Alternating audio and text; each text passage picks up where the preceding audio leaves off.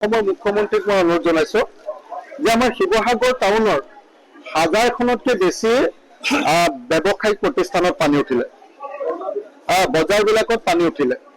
মই যিমান ব্যৱসায়িক প্ৰতিষ্ঠানত পানী উঠিলে প্ৰত্যেকটো ব্যৱসায়িক প্ৰতিষ্ঠানত 10 লাখ টকাকৈ ক্ষতিপূৰণ দিবলৈ অসমৰ মুখ্যমন্ত্ৰী ডাঙৰীয়াক কালি অনুৰোধ জনাইছো।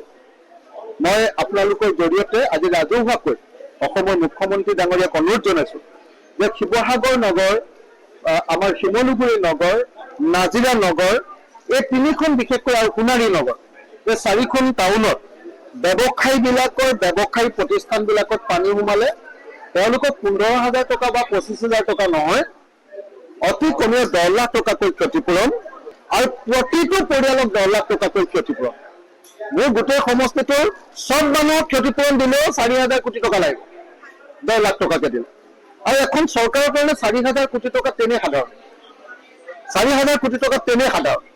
গতিকে তেনেকুৱা সমষ্টি 3টাই আছে আটাইতকৈ বেছি ক্ষতিগ্ৰস্ত হোৱা, 2টাই আচলতে আটাইতকৈ বেছি, নাজিৰা আৰু শিৱসাগৰ।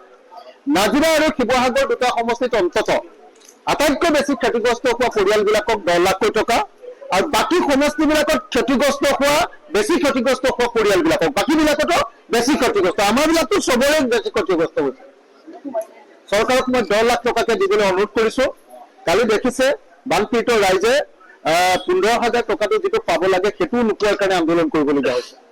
মোক পৰহিৰ দিনা অসমৰ মুখ্যমন্ত্ৰীয়ে ফোন কৰিছিলে।